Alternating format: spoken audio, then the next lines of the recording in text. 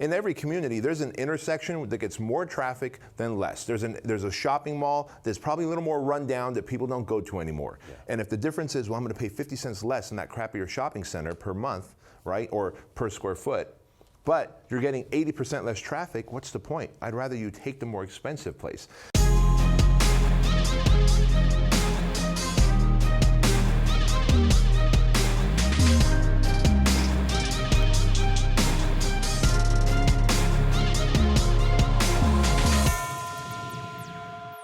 How to scale your business. Welcome to the Empire Show. I'm Bedros Keuilian. This is my co-host, Craig Ballantyne. Hey!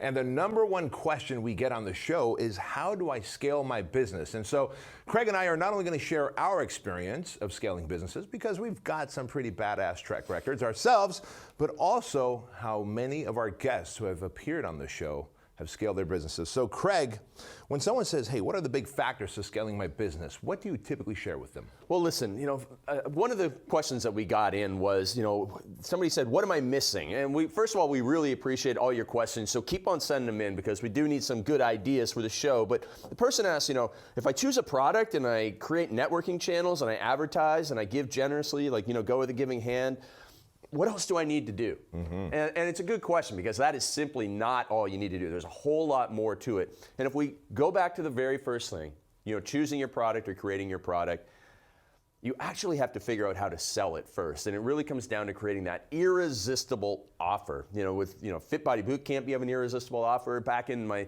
fitness days with my home workout revolution, I had an irresistible offer. And so, what are some of your ideas for helping somebody come up with that irresistible offer? Yeah, that's a really good question. So typically, when you're going to come up with an irresistible offer, you might want to do what Tom Bilyeu did, right?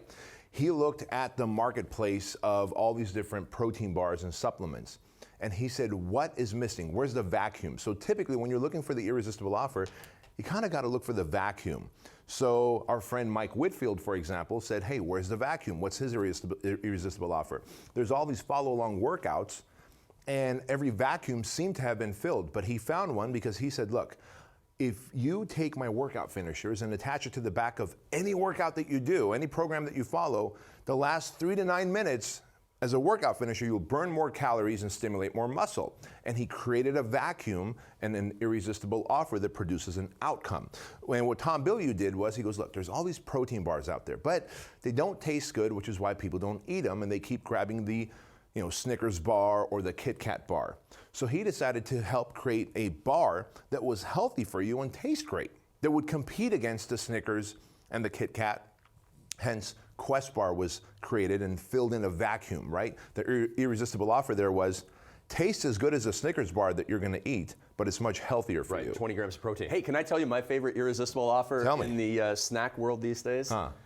Bang energy drinks. Oh, have you had one? I have not yet. Okay, so Bang energy drinks, there's Monster, there's Rockstar. Bang energy drinks comes along with all these. First of all, they have really funny names. Like one of them is like Rainbow Unicorn. Oh, I would drink that. Yeah, and then Blue Raz and all this stuff, and Cherry Blade Lemonade. So they're totally different than the classic, plain stuff that the other companies have. And then they're all talking about how, there's absolutely no sugar in them. I know most of the other ones have diet ones, but none of them have sugar in them. But they have like a dozen different flavors, and it's just a different spin on it. And my friend Luca, who introduced me to them, was telling me like how they're growing. They're the fastest growing energy drink out there today. So it just goes to show you that even in a crowded marketplace where you think like, hey, you go into a store like 7-Eleven, and there's already Monster, there's already Rockstar, there's no more room for another person to come along. There is if you fill that vacuum. Yeah.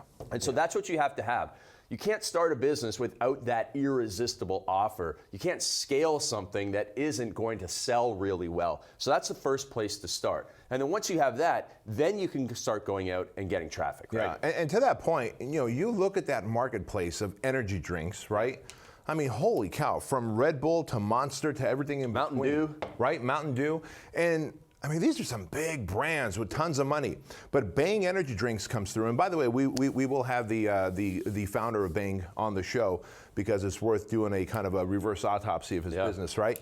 but he comes through with something fun and different. One, he's using social media and all types of influencers. They're not super jacked. Some are super jacked, but every trade show he does, it's like a full-on rave concert that's happening. Oh, really? Yeah, every trade show that he does, it's not just come sample our Bang energy drinks. It's a fucking party. Oh, and man. they're raving and they're going nuts and all these like guys and gals, right, having a good time and dancing and breakdancing and all this shit.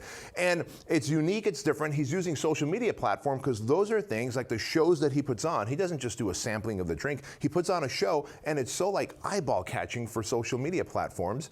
And then he keeps the brand fun. Yeah. And so that's what no one else was doing. Everyone else was saying you get longer energy. You get 5 hours of energy. You get 6 hours of energy. You don't crash at the end. Okay, we've heard that enough. He hasn't talked anything about that.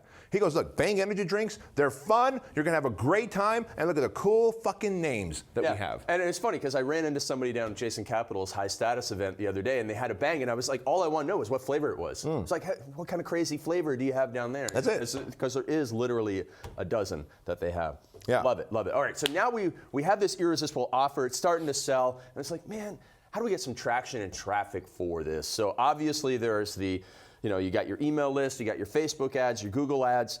What do we need to do to scale this thing? Yeah, where scale is concerned, I'm still the biggest believer in buying traffic over using influencers and social media postings, and here's why. Those things I believe are great ancillary or add-ons that you could do, right? Get 2 dozen, 3 dozen people, and hell, get our friend Dan Fleischman, yet another person we need to have on the show. Get Dan Fleischman to introduce all these influencers to your product. That's great, but that is not as predictable as paid traffic to a targeted audience with your irresistible offer. And so where paid traffic is concerned, remember, you may not have the email list, but somewhere somebody already has your customers. So what publication, what apparel shop, what newsletter list, what supplement company already has your customers, and are you willing to pay them to do an email drop? Are you willing to pay Facebook and Instagram and YouTube and Google to do pay-per-click ad campaigns? Are you willing to do arbitrage ads? Are you willing to do fractional ads on different sites like MSNBC and all that stuff, depending on what your product is? Mike Geary was a master of that, and Mike Geary was on the show here as well. Now, I love the advice that you used to give people in our mastermind when we had our beginner online mastermind. You would say, hey, listen, just start with $5 a day, $10 a day, because a lot of people get super intimidated by Facebook ads, but Facebook is really the best place to start because of the targeting. You get to target all the stuff that you know, plus you get the lookalike audiences you can bring in from your email list. So is there anything else you would add to that advice that you gave years ago to just get started with $5 or $10 a day? Yeah, I mean, it would still be start with $5 or $10 a day. Obviously, one of the biggest things you want to do with most of the products, whether it's apparel, supplements, ebooks, a franchise even, right? Yep. What do? We want to retarget to the people who've already visited your page. Traffic's already coming to your page. Odds are they're not going to convert the first time. So you can take that audience and retarget to them by putting a pixel from Facebook and Google. Those 2 platforms alone, if you run Facebook campaigns and Google pay-per-click campaigns, you've now got Google pay-per-click search, you've got YouTube, you've got Instagram and Facebook, the 4 big platforms on the internet covered. Yeah. And how awesome is that? And if you put a retargeting pixel on your website, and now you start adding your email list, even if you only have 100 people, 100 customers or 100 prospects, add your email list to Facebook and say, look, I want you to target a lookalike audience. Facebook has got the algorithm to say, all right, these 100 people have this in common. Here's 1.8 million more just like them that might be interested in buying your product or service. And so start with $10 or $15 a day, scale as you go. And of course, the magic formula here is if you're breaking even, you're winning as long as you have a back-end product or a continuity recurring product to sell, right? Absolutely. And go back to the Frank Kern interview that you did, which was really great in so many ways. And Frank talks about running traffic to great content videos on Facebook and then retargeting those viewers with more direct aggressive ads is another way of using Facebook. So, and by the way, the model there, people are like, wait, why would I do that? Why would I spend money to take traffic to a video where I don't sell anything? Because first, people don't trust you. You're a suspect. Yeah. If you're a suspect to them, they're never going to become a prospect. So you first want to show them that you actually know what you're talking about, that you're an authority on the topic. Again, whether it's apparel, whether it's lifestyle, supplements, a franchise, follow-along videos, content, give them content first to win the know, like, and trust factor. Once they now go from suspect to prospect mode, you can now sell them whatever product it is by retargeting the people who watch that content video. Yes, it's a two-step process, but it's almost a sure bet versus just taking cold traffic and trying to sell them on something. Yeah, absolutely, absolutely. All right, so now we've got the irresistible offer. We're running traffic to it, and we got to tidy up our conversion. So traffic and conversion. You know, our good friend Ryan Dice has made this saying very, very popular, traffic and conversion. That's really what it comes down to. Yep. So what is this conversion? How do we improve conversion? What is this with copy and sales and all this sort of stuff? Yeah, so think about this. Your website, because most of you are watching this right now or listening to this right now, are probably going to sell something off a website, right? And so your website, and by the way, 89% of the people are going to buy it on this device, their mobile device.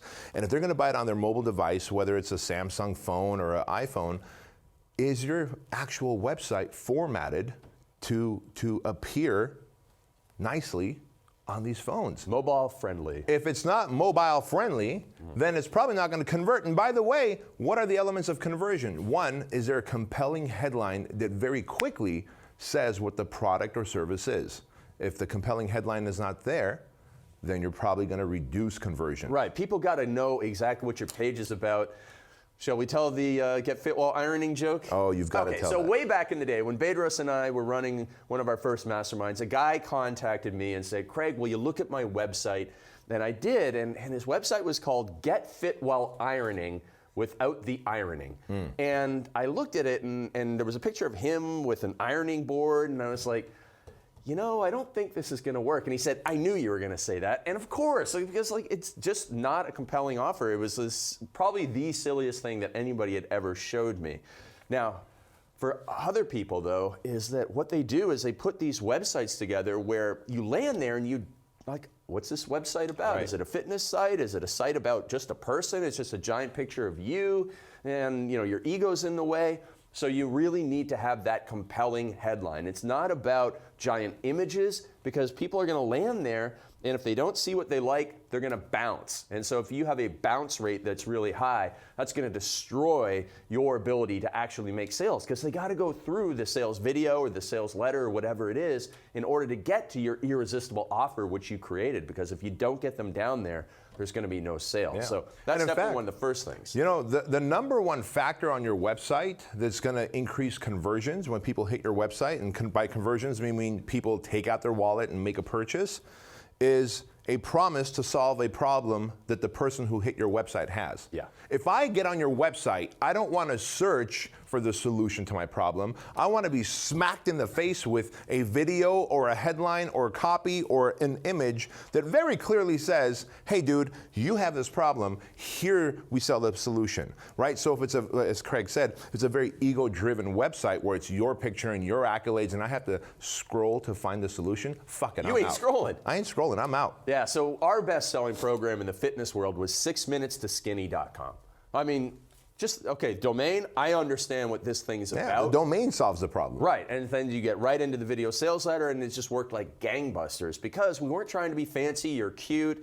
Oh man, you've seen this all the time in the fitness world, is people have a last name that makes for a nice rhyme or something in a gym. It's like, oh, just don't, Ron Strong Fitness. Like, nobody cares. Nobody knows what it means, and nobody is going to buy just because you have a cute name of your business. No, what people want is not to know more about you. They want their problem solved. What's in it for me? Oh, you took the words out of my mouth. Yeah, What's in it for me? Your That's website it. has to be about it. Yeah, what's in it for me? Now, by the way, and now that we know that it needs to be about what's in it for me, as in the person who hits the website, and needs to obviously have a promise to solve a problem that the person has, then there has to be compelling proof. Because think about that. The person who hits the website, now I go, oh, wow, this thing is promising to solve my problems. Well, I'm human, and therefore I've experienced liars, right? Right. Where people go, hey, I can solve your problem, but then they really can't.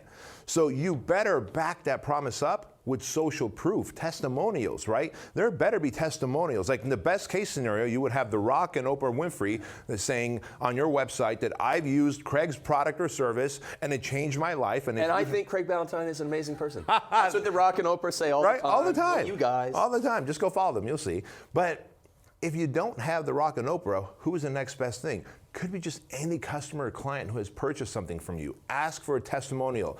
The more compelling testimonials and case studies you have of clients who have gotten results using your product, the more you're going to squash doubt and increase conversion. Yeah, and if you can get a testimonial from somebody who's exactly like your best customer, you know, the people that come to your site the most often, you know, like if Mrs. Jones is your customer and she's 43 years old and has 2 kids, you want to get lots of testimonials from women who are 45 who have 3 kids, because then Mrs. Jones will say, wow, that woman has more kids than me and she's older than me, and if she can do it, then I guess I can do it too. Because again, it eliminates all the objections that people have. Now, one thing that I was thinking about recently, we met a guy named Jason Fladley, and we both use his webinar program. Might be another good guy to have on the show. And one of the things that he teaches is that you have to get testimonials and case studies earlier in your sales message. A lot of people would leave these things for the bottom of the page or late in the webinar, but he really front loads them because that's the objection. Like, why hide that, right? Yeah, exactly. Why hide that? Just might as well front load the testimonials, because he knows that everybody going to watch a webinar or a video sales letter or a website is coming in there with doubt and skepticism. So you might as well come out with the proof with guns blazing. Yeah, absolutely. All right, so we have an irresistible offer. We're sending traffic to it. We have a high converting sales page. Now, I mean, those 3 things alone allow you to scale.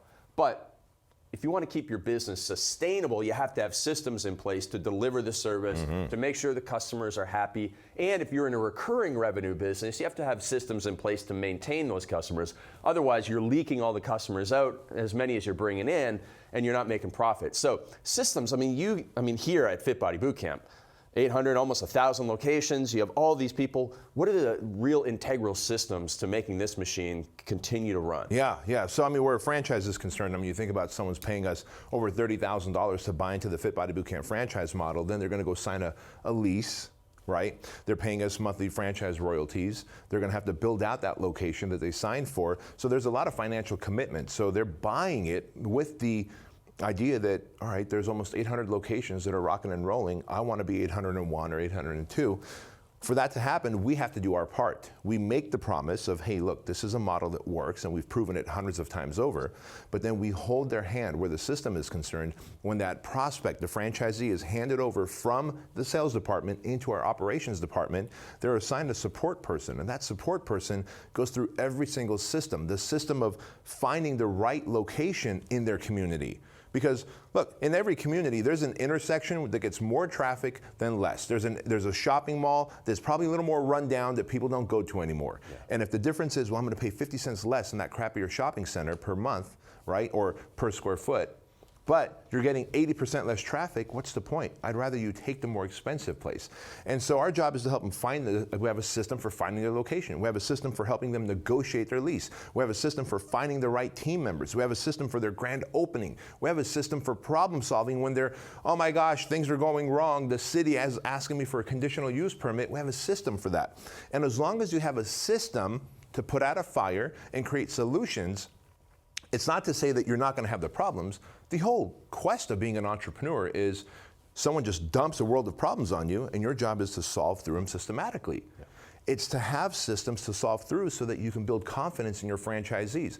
That goes for info products or supplements as well. If you're selling a container of fat burners or protein powders or protein bars, let's say, well, do you have a system to sell them on a continuity? Maybe have a container of protein powder show up every month, or maybe bulk order. Hey, look, if you buy 6 containers, you get a 15% discount, right? If you know the lifetime value. Or, by the way, Amazon does this all the time. Hey, people who buy this particular supplement also look at this and that. Like the other day I bought a holster for a gun, and it said, by the way, people who buy this holster also buy these magazines. And it showed me extra magazines for the pistol that I have at home, right? I thought that was pretty cool. I was like, you know what?